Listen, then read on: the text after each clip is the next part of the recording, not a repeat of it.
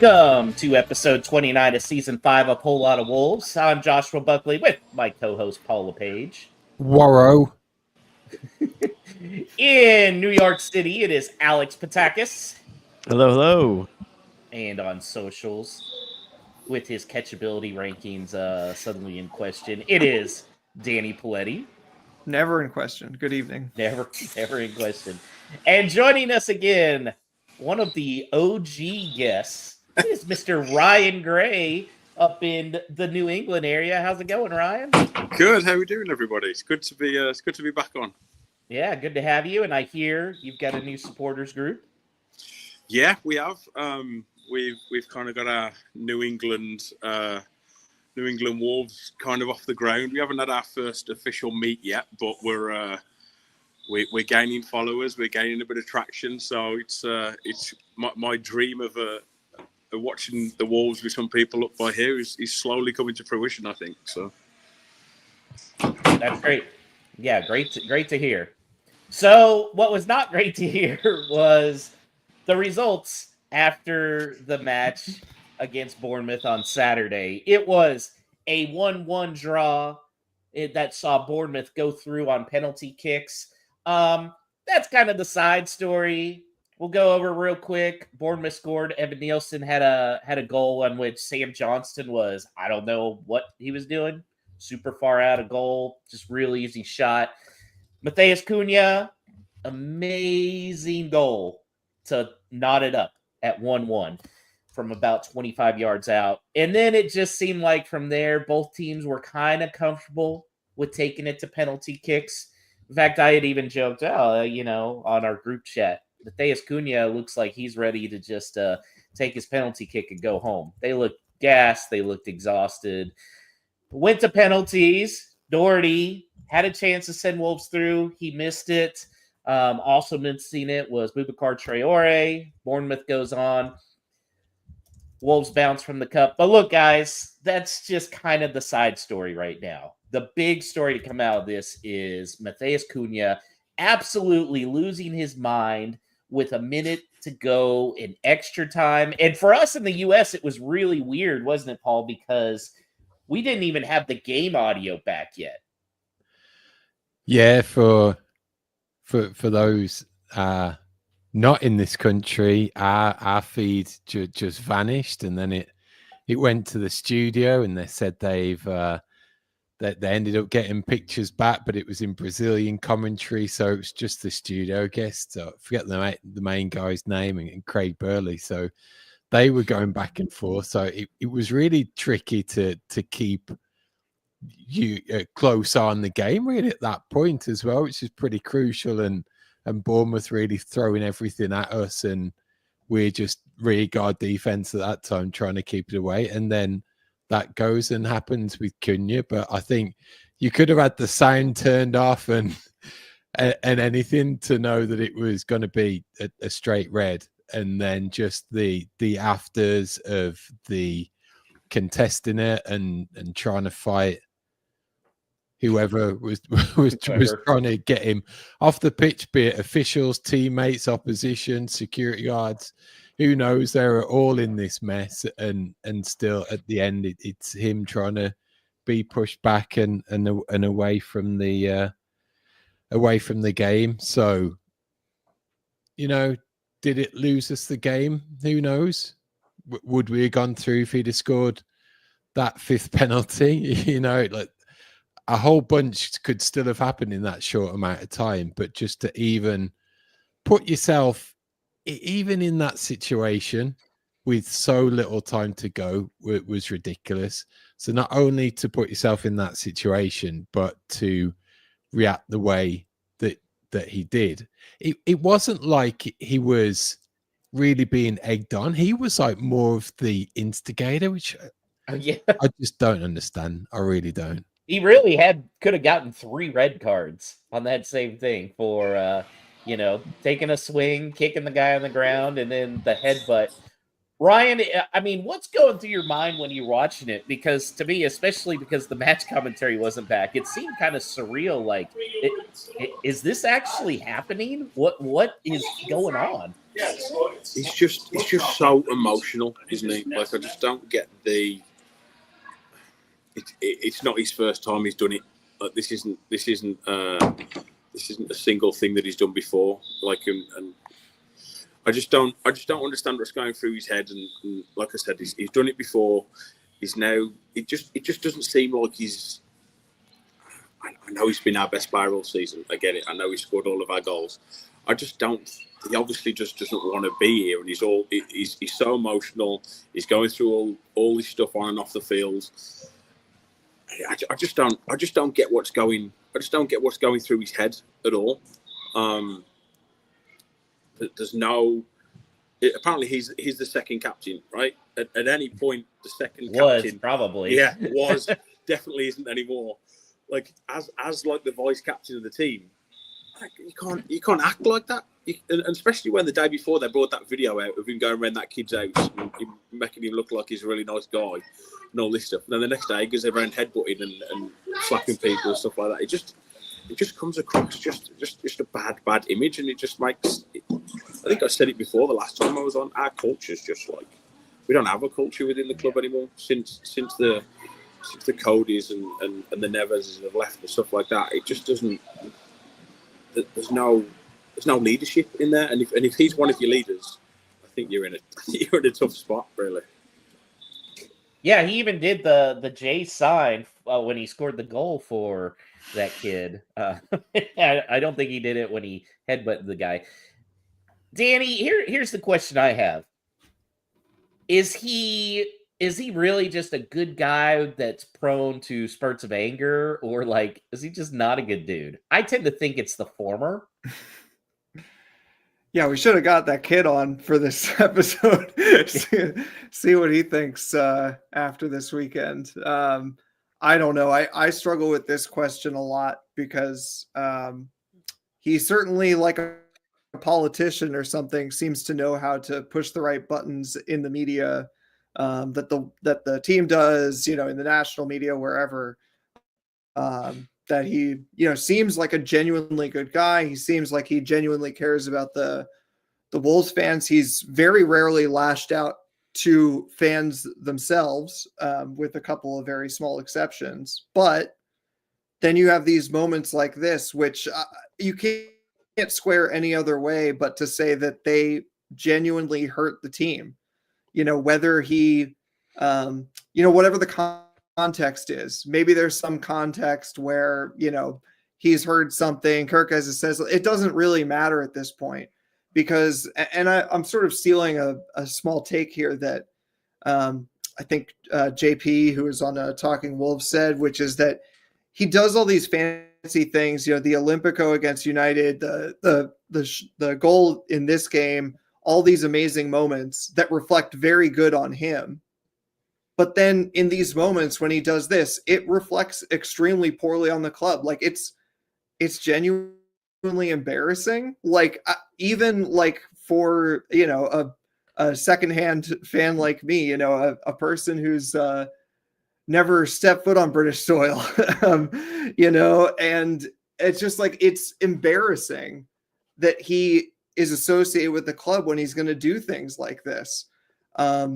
He's a genuinely great footballer, but it's just so frustrating. And I'm sort of dreading the rest of the season after he comes back, because I hope that we don't need points that we have to rely on him for. And it's likely that we will, because the dynamic there is just, it's not healthy. Regardless of how this ends up playing out, it's not healthy currently. He really hasn't come out with like any kind of apology. He just said, "Oh, I should have been better," but it's just like a lack of acknowledgement. It's so genuinely frustrating. He's hurt the team. I can't imagine. Some people with longer Wolves memories than mine, Paul and Ryan, will probably think of some. But if if there were some of the hard cases that used to be in Wolves dressing rooms in the past had been there, I can't imagine what they would have given him after that episode in the dressing room. Because as it is, he kind of overshadows the club in every moment. And so he doesn't seem to really get anything back because we're all just waiting to see if we can cash in on him. But if I were another player on that team, even, a fringe player like Alfie Pond, I'd be furious. Or Tony Gomez, who had probably his best match in his Wolves career, just was stellar, and that's forgotten, really. Alex, I know you're probably the only other really big American sports fan here. How come headbutting is a thing in soccer? I was trying to compare it, okay, obviously it's not a thing where there's helmets, but we never see headbutting in the NBA.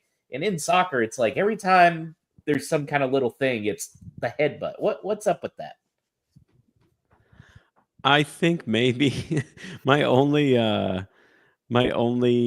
theory on this is that it's the most obvious thing to get somebody red carded for, and all you really have to do is be the person to kind of lean in and initiate, not the contact, the butting, but the head-to-head thing, and all it takes, you're basically just testing, right? You're just you're gonna do it, you're putting your head up against the other person, and all they gotta do is just gesture with their neck a little bit, and then they can go to ground and hold their head and everything. I don't know. It's part of the theatrics of it, I guess. I mean, you see it a little bit in football, but more celebratory than anything, in the NFL. And they have helmets, so it doesn't really matter. Yeah. Uncertain, honestly. Well, there's a no stupid question that was sent in about Cunha. Yeah. So Cato sent in via X at WLW Pod is where you can get us there. Some reports of Cunha arguing with the bench prior to the event, and some belief that he was carrying an injury and wanted to come off. Did he then take matters into his own hands? What do we think of that theory? Yeah, Paul. I think it's potentially got some very strong legs, and to the extent even that when he does come back from this ban, how is he, even if he is, how is he going to be reintegrated? Is Vitor going to toe the most stringent of lines that if that happened and he effectively got himself sent off, then how's he going to handle it for the remaining games prior to him effectively leaving in the summer, which everyone seems to expect? Because even if that's the case, was it this season? Was it Southampton when they ended up with 10 men because of an injury? You go down, even if you don't have a sub, you just go down and you play with 10 men regardless. There was no reason for him to instigate it, to get that sending off. If it's in any way proven, or if that's the suspicion, I think we'll know from how Vitor deals with him when the ban expires. Ryan, you're a coach, so if you're Vitor Pereira and you get to this point where Cunha's out for likely 4 matches, hopefully not more, once those are up, but you need points to avoid being relegated, what do you do as the coach? Well, it's a tough one, isn't it? Because he's clearly the best player in the team, right? Mm-hmm. But it's also it also could go one or two ways. It could either galvanise everybody else, right? This could be something where it's kind of everyone really gets their stuff together and thinks, right, he's done this. He's our best player in the team, but we've all come together. We've all got to come together now and for the greater good of the club.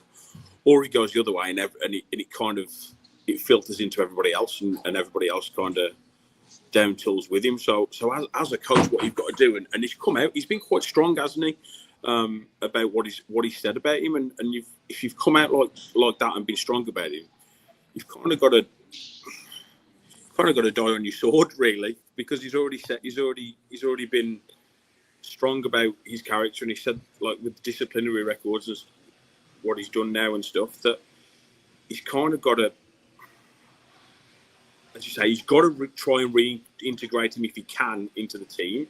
But I think he's got to just put the team first now. He's got not forget about him, but we haven't got him for 4 games, and it could potentially be 5 games because of the it's violent conduct. It's suspended from the last time as well.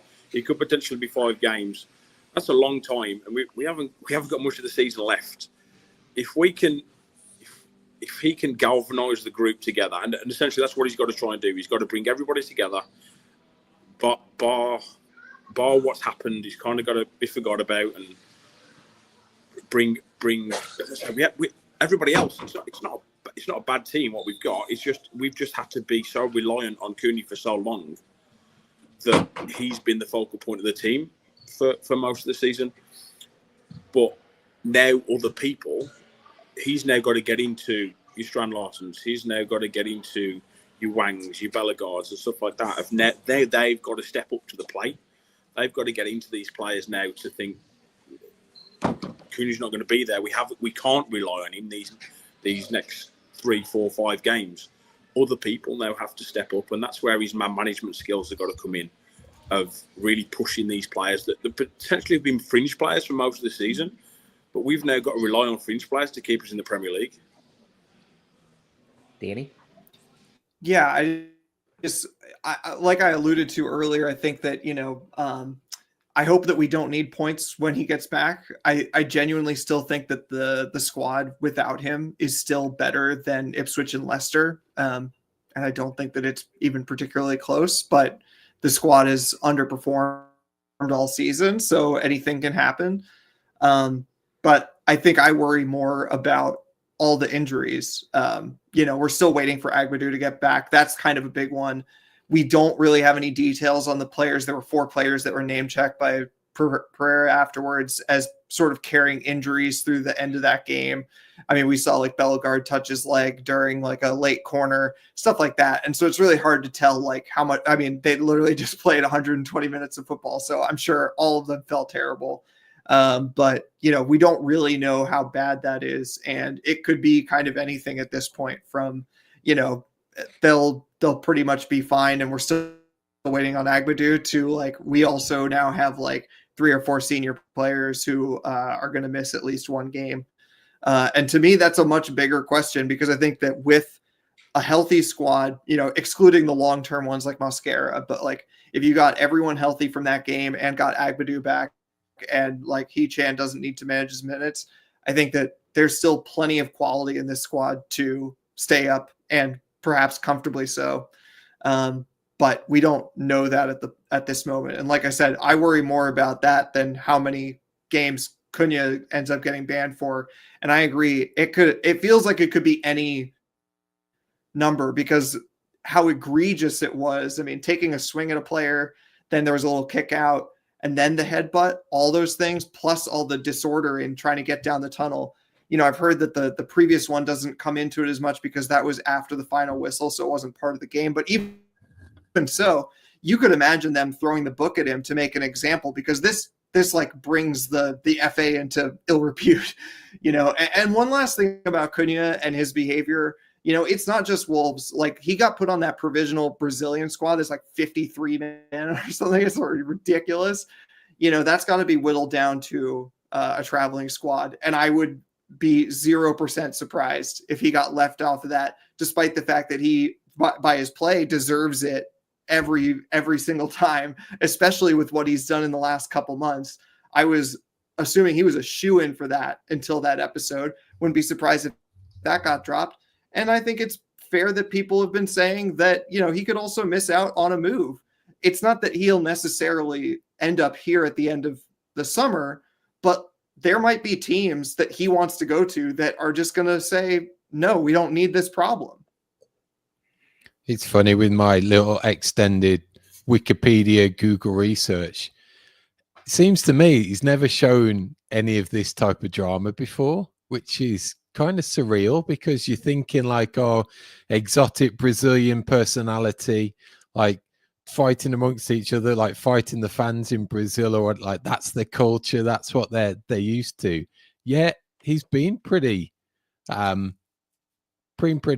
like no red cards prior to coming to the Wolves. So like stand to be corrected on this. So it just adds to that whole mix. Is like what is up in order to effectively like change his characteristics entirely to be this character, and it does extend into all of that. What Danny said, like what's on the line with it is like international ability.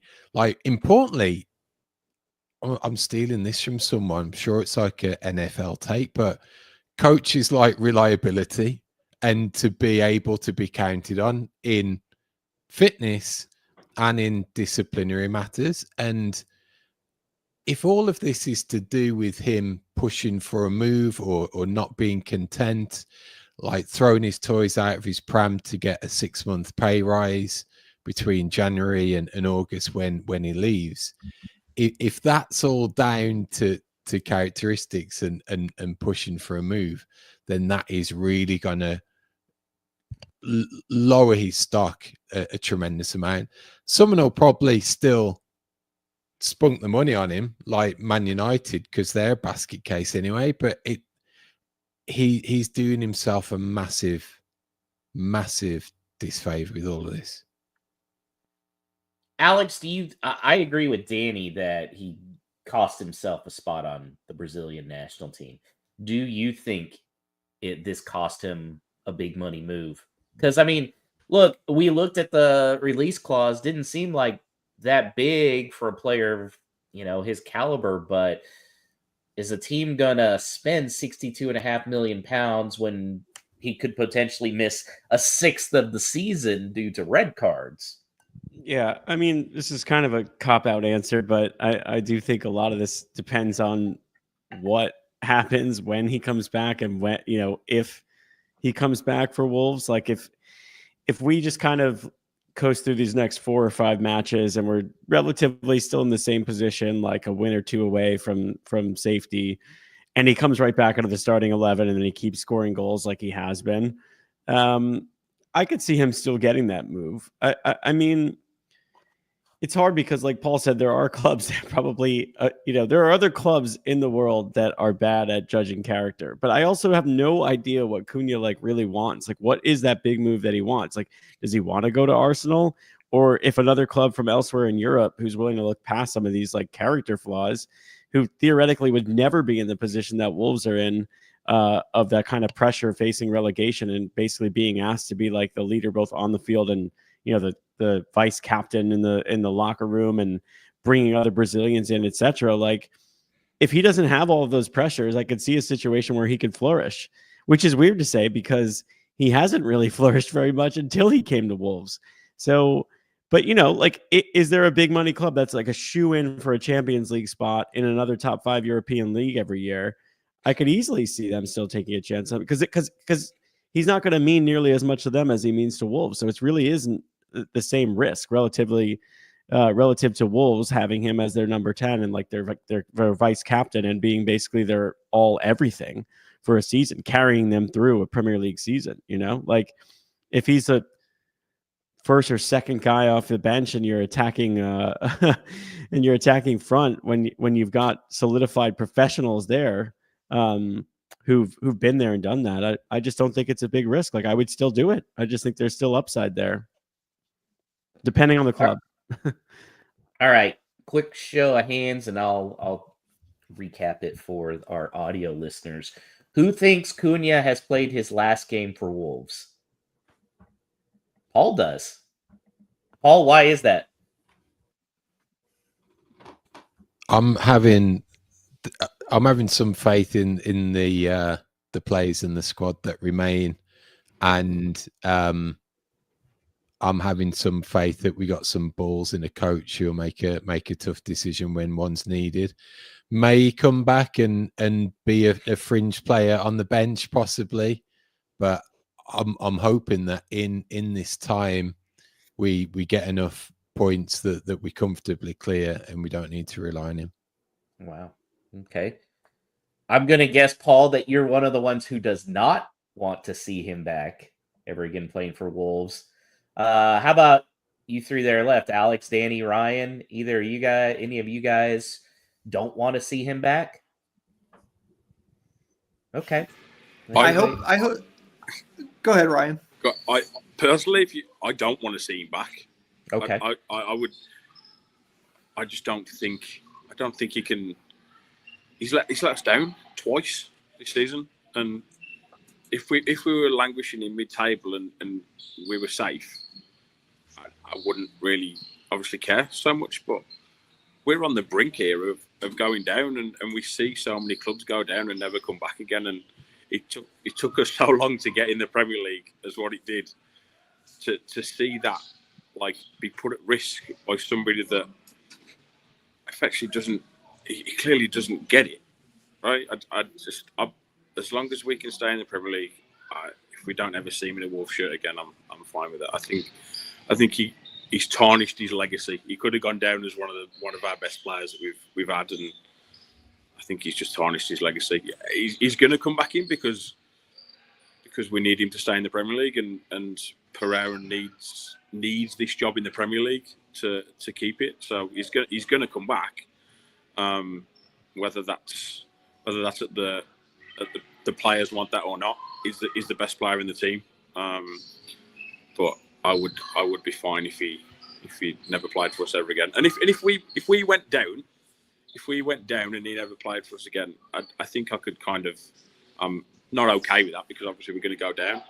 But I think my morals kind of win over someone like that ruining my club. I'd rather us be in the Championship if he's going to keep ruining the reputation of my club. Guys, I think I'm a typical American who's used to dealing with prima donnas, because I kind of want him to come back. And not only that, I may be crazy. I think he's going to be on the squad come the first game of next season. He may be gone by deadline day. But I don't know. I just got a feeling.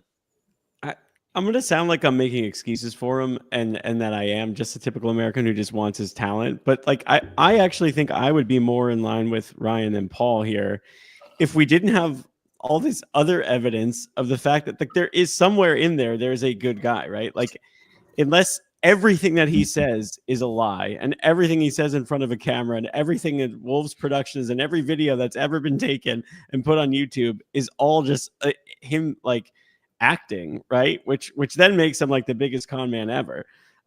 He does do and say a lot of the right things. Like, that's what makes it really hard for me to just completely give up on him. He's acknowledged so many times how his career was kind of like, not necessarily on the best arc before he came to Wolves. Like, he has thanked the club for basically being that platform for him to become the star that he now is and become the prima donna that he now is. He seems to be a great teammate until these moments. Like, I agree, he's so selfish, and it's incredible. It's inexcusable actions, but somewhere in there, like the right intent is there. That's where I think it's just like a temper and just like kind of like an issue, like an actual issue. But what's concerning about that is he's not the only player on this club who was wearing the captain's armband while doing this, which is actually crazy. So, that makes me question everything. For me, it just comes across as, and I've said this to my dad, and I've said that, like, I make my wife watch the Wolves games with me and stuff like that. Like, it just comes across as ungrateful. The club have done everything for him. The club have bent over backwards for him. They've done so much for him. And as you said, we essentially saved his career, and this is how he wants to treat us. Like, I don't understand. The fans love him. The fans sing his name every single game, home and away, and we've done so much for him in his career, and this is how he's going to act. Not once, but this is the second time that he's done it, and he was part of the crew, like just like with just a bad culture. He's just setting a bad culture within the club, and it's like, I don't think this is a Guedes 2.0. Like, we never thought Guedes was ever going to play for the club again, right? And he did. This is bigger than that, because get us the same player, but it just comes across as ungrateful, and they've gave him everything that he wants. It's a week after he signed his contract, 2 weeks after he signed his contract, and that's what he does. So it just doesn't sit well. Yeah, and I think I'm well willing to admit that this is an American thing. And Alex to back me up, there are a lot of bad dudes and people that do dumb crap that we still root for if they can play ball. I mean, look, Kobe Bryant is revered in NBA circles. I'm not saying Cunha's Kobe Bryant. Don't get that thing. But Kobe Bryant raped a woman. Okay. It was dismissed, and then there was a game 7 of a playoff game where he refused to shoot in the second half to show how bad his teammates were, to show what trash they were. And he's revered in this country. But here's the thing, Josh. We're not talking about revered. You just said if he can play. Well, yeah. In the next 3 to 5 games, he cannot play. That's a great point. That's the issue. Yeah. No. Well, I mean, and Kobe refusing to essentially play and just being a warm body out there, I guess it is. I mean, like he could play, but also, Josh, I just think there's art. I don't know why, and maybe I'm wrong about this, but I just think there's a difference when in English football and European football, like when you're representing a club, these are neighborhoods, right? Like Kobe Bryant, like, yeah, he might represent Los Angeles. He might represent Philadelphia where he's from, but he's not like, is he really, like Matheus Cunha at the time, like the power that he possesses, it's so great because he can sink a club that means so much to so many people.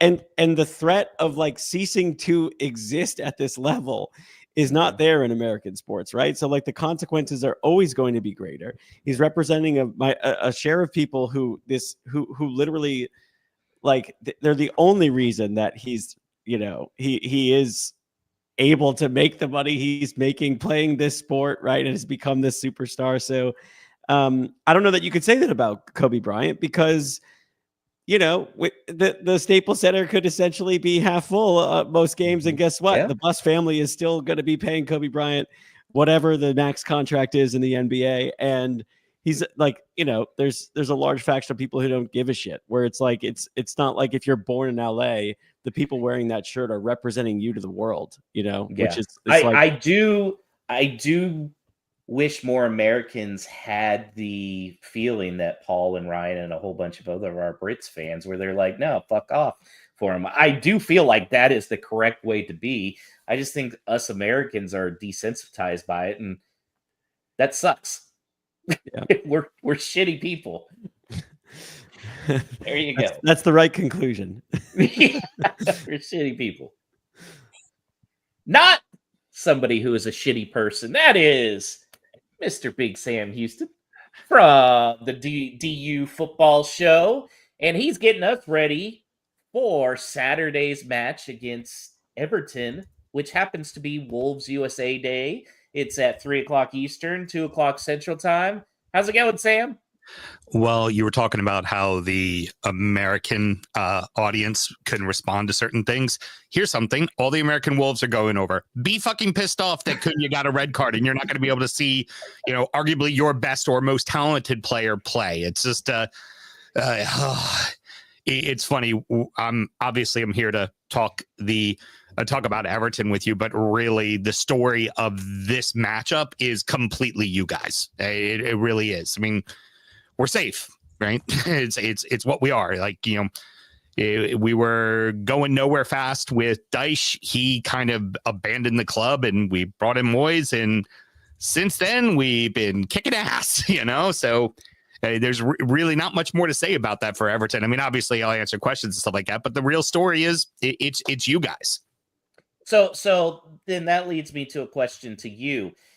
If Cunha was on Everton and he had done this, what would your feeling be? Would you want him to come back? If he was at the end of his deal, like he is with you guys, or could be sold, I'd probably sell him. Get your most value for him is how I would personally treat it. Okay. Well, you're mentioning that Everton, you guys aren't worried about being relegated anymore.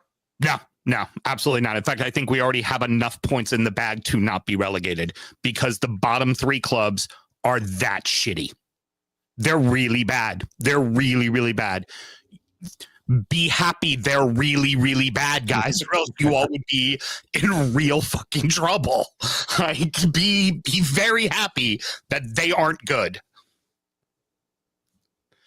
Sam, one thing that has changed since we last spoke is Everton's ownership, and that's got a distinctly American flavour now. So what's been the immediate impressions and any clues as to what will be the outlook long term? Oh, the fucking adults are here now. You know? The Americans have saved the day? Is that what you're saying? Well, it was Mashiri's plaything, and he played with it with a Russian oligarch's money. And then there was no Russian oligarch money, and then everything went to shit. Like, at least, like, with Mike Ashley, you'd be like, well, he's a fucking wanker. Like, Mashiri was clueless. Mashiri was screwing up. He's a businessman, and he was screwing up business deals for the stadium and putting us into FFP, which was just an absolute mess. So the biggest thing is, again, it's adults. There's adults professionally running a professional club. They do this already. They have a stake in Roma, and they're gonna.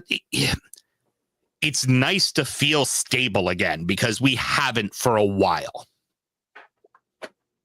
Well, now, and you have David Moyes, who's in there. Do you think he's a long-term guy?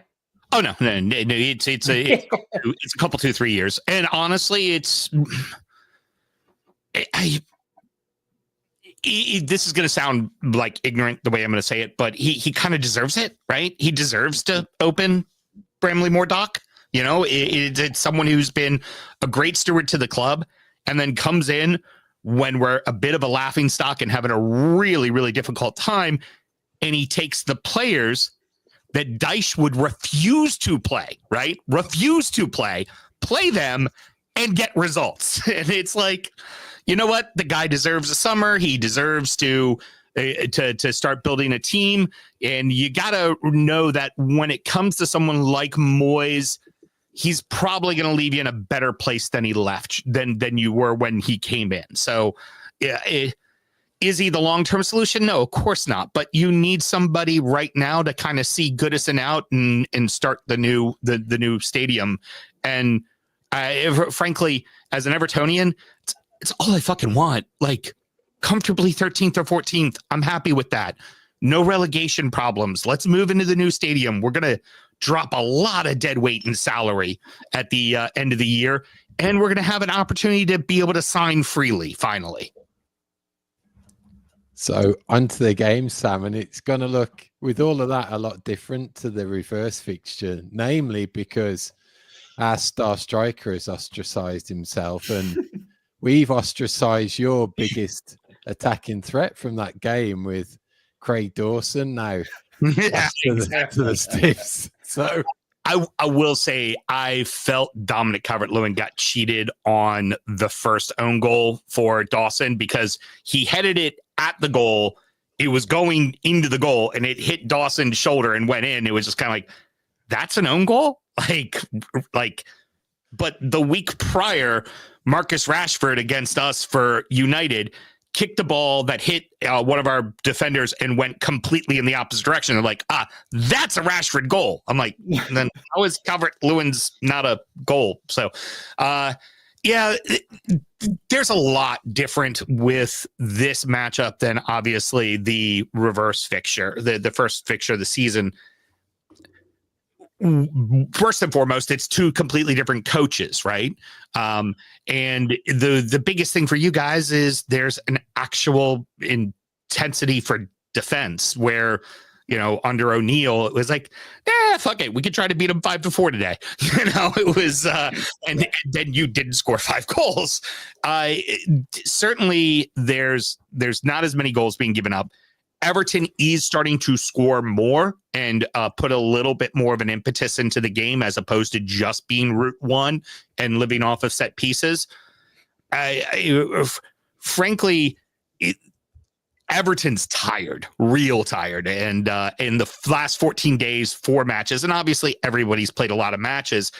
Everton's done it basically on 13 guys.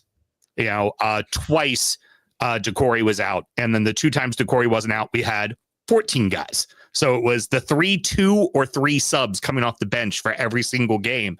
And you add in things like the Merseyside derby and away at Brighton and the win at Palace. And you could just start to see it, especially in this last match against Brentford.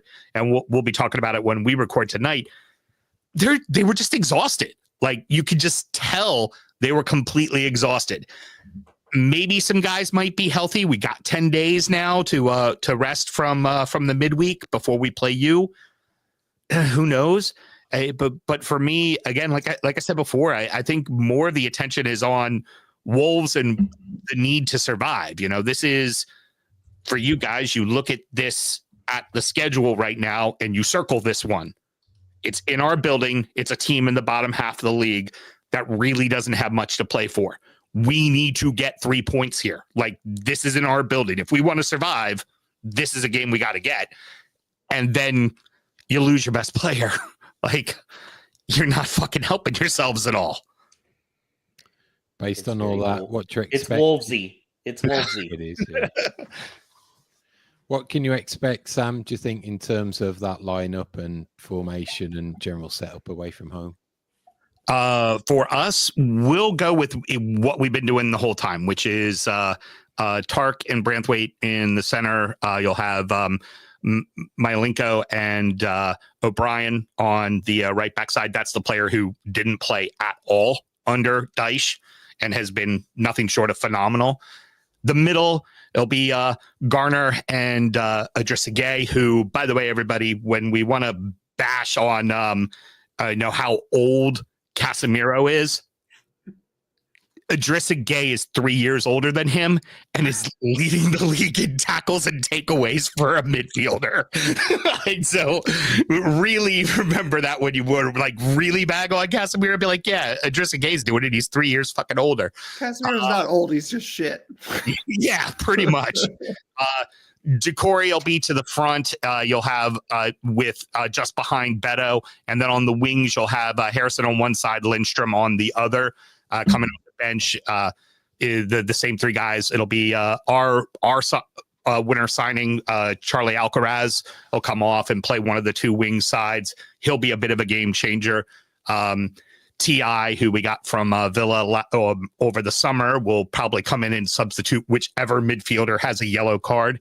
And then you got Ashley Young, who will plug him in wherever, but probably along the right-hand side to kind of add defensive help by the end of the match.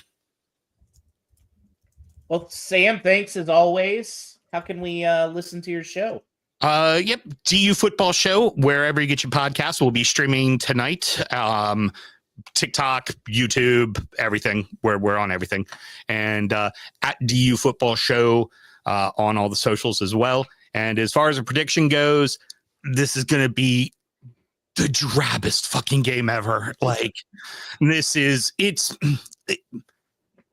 when they decide they have to do those 3 o'clock in the afternoon or evening games over in England for the foreign countries, aka us and China, they decided what 2 clubs won't get bang out, blackout drunk and start a fight at 8 o'clock at night. And they went, oh, Wolves and Everton. That'll work. I don't know. The Americans are coming, baby. I expect this to be 1-0, 1-1. And who it is that has the 1, not really sure. Let's face it. We got a big win on you. You've had a couple of big wins on us. That 3-2 when you first came up was probably the most exciting game we had outside of a black fucking cat running onto a pitch. Like, our games are drab. they are, and I very much expect this one to be that as well. And for you guys, good luck over the next 5, man. It's the absolute wrong fucking time to lose that guy. It's such like all the people that you guys are about to play are all the people you need to be beating. Like, these are all the games you have to win. And if ever there was just the most stupid time to get a red card, that was it. That was Yeah. absolutely it. Yeah. But thank you for the time. And also thank you for letting me steal Danny for a few shows too. Oh yeah, not a problem. And I look forward to checking out your show on your MySpace page since you're available on all socials. I'm a Gen Xer, but we don't have one of those. Streaming live on Lonely Bears. That's a deep cut from one of my appearances. Yeah, it's deep cut. His CompuServe page. Thank you guys. I appreciate it. All right, thanks, Sam. Sam. Bye. Well, guys, I love how other fans are like, "What the fuck?" That's great. It's good to be in this situation. I love it. So Paul, I'll start with you.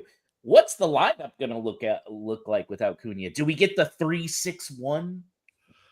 I don't know. I saw Gully Molineux Musings post this today or ask for consensus on X.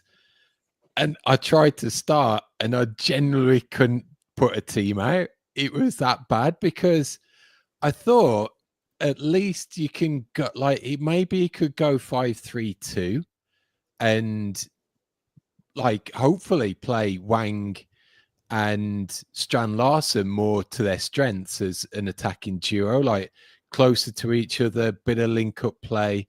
But then that just brought me back to the midfield, and I was like, how could he construct a midfield that fits all of the pieces in? Because I think if you go to a 3, and this was Gully's big premise was assuming that everyone that we've talked about is out, so no Bellegarde, for example, that midfield as a 3 would be lopsided because I'd probably want Andre in there. Ideally, I'd like João Gomez. I'm desperate for Tommy Doyle just for some creativity because without Cunha, I just cannot see any creativity in this team at the moment. And I just can't make that 3 in the midfield work. I'd like to see Montessori, if he's signed for that position, to play in that position and see if he can get on the end of some crosses. I don't want to see him as like that false 9 or that forward, especially at home. So I'm really stuck because if you end up with a 5-2-3, it means you've got to play Sarabia, and that's just not gelling at the moment either. So I can't see the wood through the trees with this lineup for Saturday. I generally can't. Ryan, I'm sure part of the answer here needs to be your son Column's favorite player, Mr. Tommy fucking Doyle. It breaks my heart every time we watch the game when Cal goes, "Oh, where's Tommy?" It's like, "Oh, he's on the bench again, kid." So, but like, all I keep hearing on the Expression Star is that they keep saying that he's not training as a midfielder. Right? They've said it several times over the last couple of shows that he's being trained as like an attacking force. So like, does he play in the 10? Does he play a little bit more forward? Does he play off the left? So I'm not sure. I mean, I'm pretty much the same as Paul. I couldn't pick a team if you pointed a gun to my head. To be honest, I don't know who's gonna play. I haven't got a clue. I think they are grooming him to be a 10. And that makes I wonder sense. and I wonder if this is probably sooner than Vitor would have wanted, but now might be as good at any time to unleash that and see what you got. Yeah, I mean, I don't dislike it. I think he's apart from Cunha, he's clearly our most next creative player. I mean, Sarabia is creative, but he doesn't run, so I don't know how creative he can be when he don't run. But I mean, I love Doyle. I think he's great. I just don't know if he's going to do it. It seems like he hasn't had the trust of the last couple of managers, and maybe putting him in the 10 and trying something a little bit different. Maybe he does just take off. But we need something. Whether that's the something, I don't know. But as I said, I'm in the same position as Paul. I couldn't pick a team, to be honest. Danny, who besides Strand Larson, because I think we would always say number one that needs to step up is Strand Larson. And guys, get off of man, I've seen so much Strand Larson hate. He's a young guy coming back from an injury. Let's calm your tits, all right? He's gonna be okay. Just chill out. After JSL, who needs to step up the most, assuming they are healthy, Danny? Yeah, it might be a bit of a cop-out, but I'm going to say the one who needs to step up the most might be Vitor Pereira. And that's not to criticize what he's done in the past. That's actually not a cop-out, I don't feel like. I think he's been pretty solid since he's come in with a few blips, but mostly I think we've been happy with some slightly more proactive subs. He's really solidified us defensively, but I think a big thing that's going to happen in this game and for the games that Cunha is missing is to retool what we're doing to make it so that Strand Larson can step up, because currently the reason why Strand Larson is getting stick online is because we don't necessarily play to his strengths. We're playing to Cunha's. I was very much like everyone melting down on Twitter after that game, thinking that how are we possibly going to get even a draw going forward without Cunha, because he's, part of every single chance. But when you look at our games, we're literally looking to give him the ball anywhere where he is on the pitch if he's not in an offside position. So it's just going to look very different. And Vitor Pereira needs to find a way to do that. And, I think that I'm kind of going to assume that we're not in full-blown injury crisis mode with my answer. So I think that, I guess that's the caveat, is that maybe we are in full-blown injury crisis, but, getting Rodrigo Gomez back, even seeing minutes for Pedro Lima could be big to try to get the ball to Strand Larson in ways that we have not previously been trying to do, because we didn't have to. We give it to Cunha anywhere in the opposition pitch, and we can probably bet that it can get at least within shooting distance from the box with him on it. And now that just needs to be different. So, there are some obvious answers. Bellegarde probably needs to step up another further step, and he's been showing it, and that's good. But the reality is that we need a retool in order to play a slightly different style to still get goals and get results between now and the end of the season. I need that attacking creativity and some intent and final product from Aït-Nouri, because when you play in a 5, those wing backs are so crucial to add something. If it's that extra body in the box, or it's the ability to whip across in. He's shown time and time again he's got the skill set. If he's on top form, he can beat a player. It's these types of players that can deliver, and we've seen it. He's got to step up and contribute with either an assist or get his goal scoring form back. How long are we going to rely on Aït-Nouri to do something? By the way, we say every single game that Aït-Nouri's got to play further forward. Aït-Nouri's got to do this. He's got all the skills in the world. But if you look at his output, how long's he been at the club? 3-4 years. Mm-hmm. He's not scored many goals, and he's not got many assists. So where people get this he's going to be a saviour for us, I don't get it. I don't understand it. He can't defend, and he hasn't scored many goals and got many assists. So what's he going to do? It's like the Office Space meme. What would you say you do here? Yeah. Well, the other people that need to step up as well are the flipping goalkeepers. Can we get a good goalkeeper? Is there any chance of us getting a decent? We need a reset at goalkeeper after this season. Just get rid of them both. My God, even if you put them both together, there wouldn't be a very good goalkeeper. Ryan bringing the heat tonight. I love it. You know who I think, if he's healthy, we need to count on to step it up? That is the lover boy himself, Mr. Rodrigo Gomez. That's who I think. Well, let's look at the prediction board, guys. I'm just going to say I said 1-1 draw with Bournemouth winning in penalties. So I get 3 points. If they had actually won 8-7 in penalties, I would have given myself 5 or 6. Screw y'all. So, yeah, I get 3 points for that, and the rest of y'all got 0. I shouldn't be bragging about that. Wolves lost. That's because shit. Anyways, looking at the standings, Danny, you're uncatchable for sure. That's my nickname now. Yeah, uncatchable. Danny, uncatchable Paletti. Got Alex with 18. He's kind of hit a little bit of a down streak. I've moved back up ahead of Paul with 16 points. Paul, it's not looking good. You got 15, and then the guest spot has 6. Ryan, try and gets the guest spot some points. What do you got for this Everton matchup on USA Day? Oh dear me. I'm pretty sure it's just going to be a dreadful game, so it's probably going to end up being 0-0. Okay. Danny? Yeah, I tend to agree. It's going to be dreadful. I still think there's going to be things to break our hearts, so I'm going to go 1-1. Yeah. And whether that's like conceding in the first minute or conceding in the last minute, it'll be something heartbreaking, I'm sure. Or Jose Sarr just throws another one in. Yeah, exactly. Alex? I'm really sorry in advance to all those who might be listening to this, getting excited to go over to Molineux. Consensus is yes, it's going to be dreadful.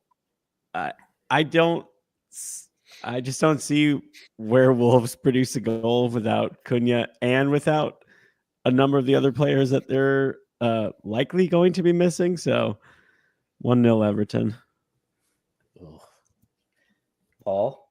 I was originally going for Ryan's 0-0 because with all of those fans traveling over, it just gave me the Adam Reamer vibes of traveling all of that way for that was a midweek game though against was that Bournemouth? Burnley. No, Burnley. It was Burnley. Yeah. But like floodlights are on, you walk up and you see that pitch for the first time, and these Galacticos go out on the pitch and cough up a 0-0 draw against Burnley. So I will try and switch and bring some positivity for those fans just to celebrate a win. So I'll go very scrappy. Maybe we even win it with a penalty 2-1. Oh, you're getting real crazy there, Paul. Playing for points. Yeah, I'm not gonna put a 0 juju in the air for those boys and girls heading to Molineux this week from the USA. I'm gonna say 2-1 Wolves with Tommy Doyle and Carlos Forbes with the goals. Boom. Good Lord. If that happens, And if that happens, I'll give you 5 I'll points give in my own. 6 points. Yeah, you can have 5 of mine as well. Put some money on it. You'll make so much money if that comes through. I probably haven't even got odds for that. Yeah, I would argue Stu's head just exploded listening to that. I think. You should get points if Carlos Forbes registers a shot, I think. Even like if he sees the field, perhaps. Look, guys, I've drank a lot of fucking whiskey tonight. That's Cunha-induced whiskey. No Stupid Questions is brought to you by Esfuerzo Wines. Located just north of Santa Barbara, California, Esfuerzo Wines showcases passion and 3 generations of winemaking in every bottle. Whether you're toasting some Vino de Vitor or winding down after a day of work, let Esfuerzo Wines transport you to the heart of wine country with each sip. Now at esfuerzowines.com, you can use the promo code VITOR, that's VITOR, at checkout to receive a 30% discount off your order. And don't forget to try the special edition 1-pack wines to show your passion and support for Wolves with each glass. This message is intended for those of legal drinking age. Do not drink and drive. Excessive alcohol consumption may be harmful to your health. If you or someone you know is struggling with alcohol abuse, please seek help. Esfuerzo Wines reminds you to enjoy their product responsibly and in moderation. No Stupid Questions brought to you by Esfuerzo Wines, where you, the listener, can chime in with your questions, anything related to Wolves. Number of ways you could do so. For those who are watching the show live on YouTube or Facebook or live streaming, you could always put your comments in the chat. And many of our questions come in via X at WLW Pod is the show's X handle. And then via email, you can write us as well. Hello at wholelotofwolves.com. So let's kick it off with this from Adam Price on X. It's USA Day on Saturday. And Adam wants to know where we're meeting for a pint. Now I know there's a lot of plans. There's going to be many of us over there. Danny, do you have any idea what the main meetup spot is for this? Yes, I just looked up the itinerary that was posted about a week ago, I think. So obviously, as you imagine, people are going to be all over the place at all times, but there'll be probably a few times if you want to catch a glimpse of some American fans over there. I know that they are sort of congregating at the Hogshead on Friday, 4 to 5 p.m. That's sort of just a touching base point. I mean, I imagine a pint will be had at least. And then some folks are heading over to the museum. Some folks are just going to go to dinner, go to Dilshad to get a curry. But then afterwards, they're reuniting at the Hogshead around 9 p.m. So that'll be the time to sort of hang out on Friday.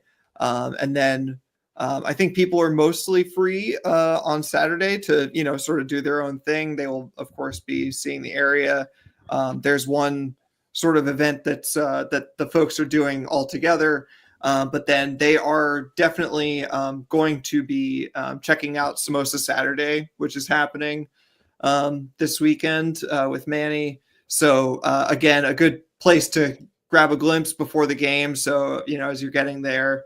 And then obviously they'll be in the Worldwide Wolves Lounge, which I've never been. So I assume that, in the stadium, you'd probably catch a glimpse of them on their way in or out there. And then obviously after the match, probably heading out to some further drinks, but they haven't made specific plans because I think it's sort of as the night takes you, as you can imagine. Hopefully they're celebrating a big win.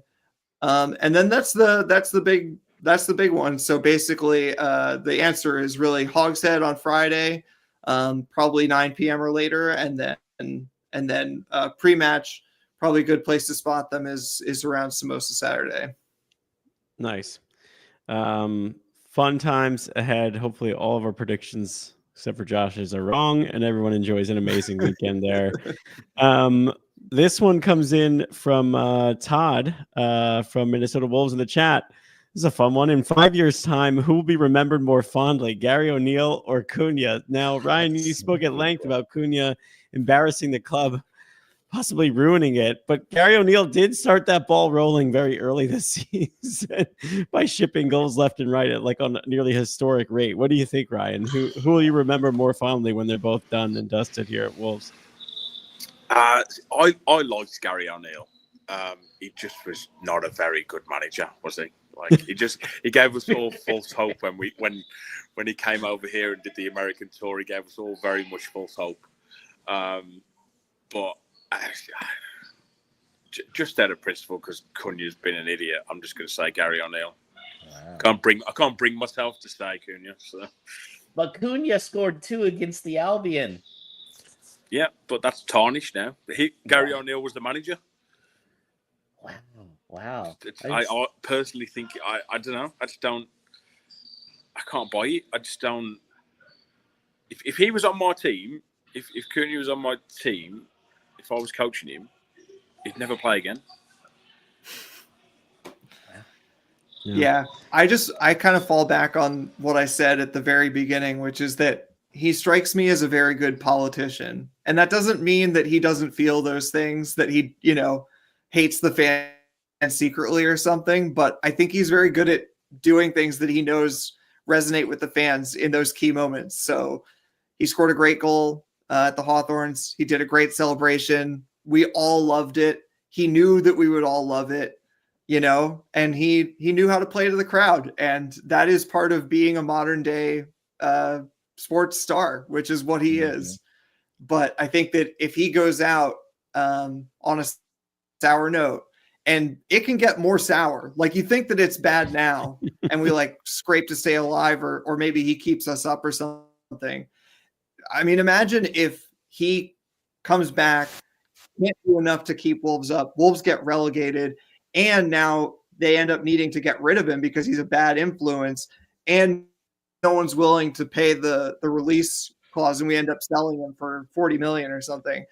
Then think about how Wolves fans are going to think of him. I think Gary O'Neill is not particularly well thought of, just because, like Ryan said, he's not a great manager. But it's over now, and like he can't do any more harm. Whereas like Cunha still could go either way.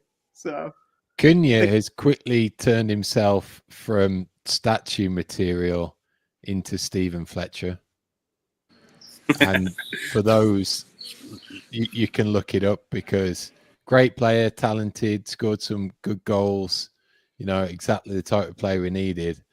And then when we got relegated and he did the whole Twitter thing of head's gone, not going to play for the team again, all that goes out the window. And you can argue that Cunha's done exactly the same thing. So as soon as Cunha leaves Wolves and goes to another club, he'll never think of us ever again. Like that, I just don't think he'll just once he gets all his money and he ends up going to Arsenal or wherever he goes, he won't get the reception as like what Jimenez and Traore did for Fulham. Right? He's never going to get that. Once he leaves us, he'll never think of us ever again. Man, that Cunha hat trick against Man City after he comes back is going to hit extra hard. Yeah. I don't know how he gets back in the good graces. I want to say one last little thing about this. It's like we talk about like Cunha, what he can do on the pitch, and it is great. But like he may have the excuse that like, oh, I was in a shitty team that's like been trying not to get relegated this whole time, and I'm better than that. But there are things that he could do to improve that, and it's not just scoring goals. Like that's what we've been dancing around, is like this leadership stuff. There are things that he could have done to make the situation less bad, and he has like actively worked against that. So like, I mean, yeah, it's not the same as if he like decked a teammate or something, but like we're splitting hairs here. Like he's yes, he's like potentially keeping us up with his goals, but he's also potentially keeping us down in 17th with his attitude. And you can't rerun that experiment. I don't know what it would be like if he wasn't there the entire season. We would have played completely differently. Just imagine what his reputation would have been if he'd have single-handedly kept us up. We'd have all said, see you later in the summer. Thank you so much. Well done. You've kept us up. Go wherever you want. You'll be regarded as a legend forever. Yep.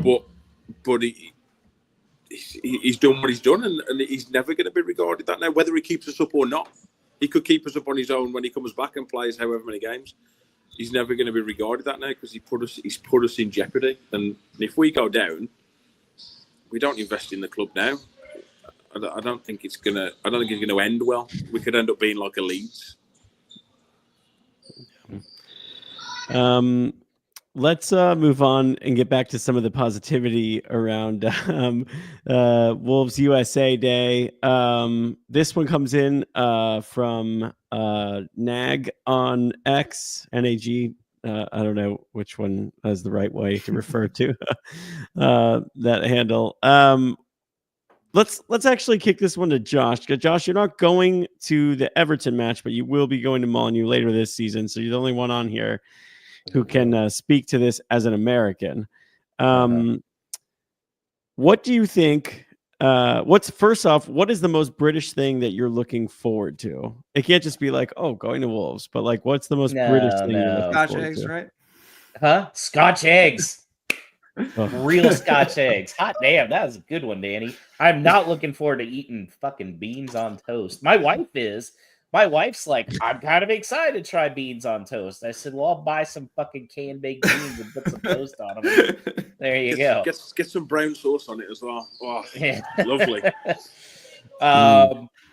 As far as, and what was the other part of the question? The other part is, what do you think what is the most American thing about you that would get you into trouble? We don't have enough time.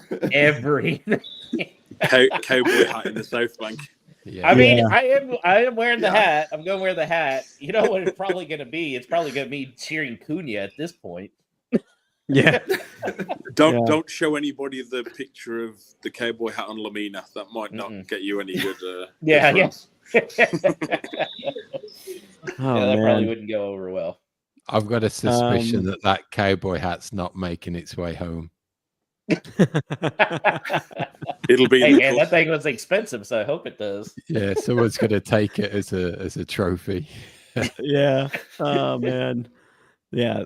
Cowboy hat making it in your suitcase home is like plus 350 at least at this point if we're like setting the odds on that one. What if they pull off like a 5-1 win? I mean, then they'll be one. Then it'll be they'll gone in the wearing it celebration. Celebration, and someone will run off with it. Exactly. You'll be giving it to Carlos Forbes for his hat trick in that game. Fuck yeah. He'll be wearing it in the post-match presser. You'll see in front of the sky. That'll be so good. Thank you, Josh Buckley, for always believing in me, in my FIFA speed. Oh, you know what? Munetzi's definitely going to score when you're there, just for you. That's going to happen. And I will cheer, and will not call him Den Donker once. Yeah, if that happens, then you never refer to him as Den Donker again. All right, let's wrap with this one from Drew in Pittsburgh, frequent guest of the show, who emailed us hello@wholelotofwolves.com, a question that is specifically for Paul, which also has some relevance to the USA Day and those who are traveling over. I'm sure he will hear some of this if you are. Is it better to be wank or gash? If Ipswich displace Wolves for 17th, would you describe it as wank or gash? Thankfully, I've got some support on this pod as well with Ryan. So it's really tricky that the way those terms come across, that it's very, very similar. So I think it's going to be wank. Is better. Yeah. No, the situation of Ipswich. Oh, I see. The situation of Ipswich displacing Wolves would be wank. Gash is like, oh, it's not very good. My TV on my TV's on the fritz. The brand is Gash. Okay. Whereas wank is like, he's not very good. He's just a pile of wank. So Okay. the situation would be wank. Got it. I mean, All right. how gash must Wolves be if Ipswich replaced them in 17th? So Exactly. My football team's on the fritz. They have been gash for most of the season. Gash is just a synonym for uncatchable, right, Danny? yeah. That concludes our No Stupid Questions for the week. Thanks to all of those who wrote in questions, and thanks to our friends at Esfuerzo Wines, not only for being a third generation winemaking family, but making great wines and supporting Wolves. Don't forget to check out the one-pack wines. Go to esfuerzowines.com. When you do, use the promo code Vitor at checkout to get a discount on your order.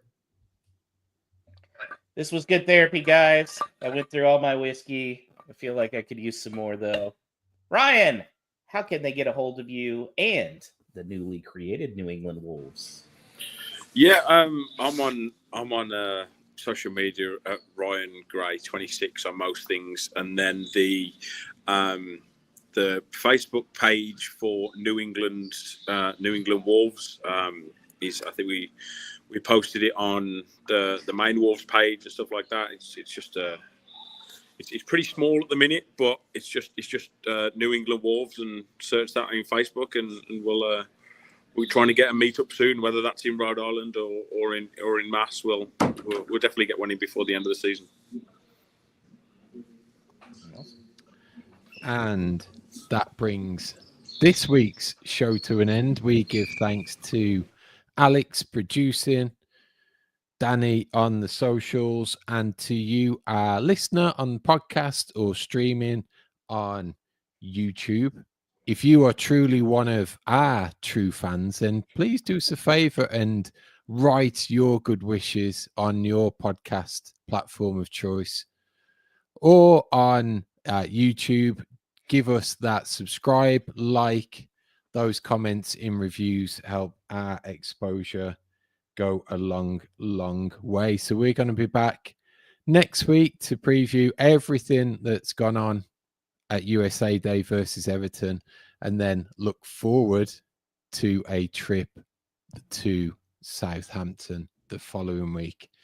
So as we go about our day, as we meet those new people that we come into contact with, wish them a very good day. Tell them up the mighty Wolves, and for the USA contingent, do that extra for USA Day at Molineux.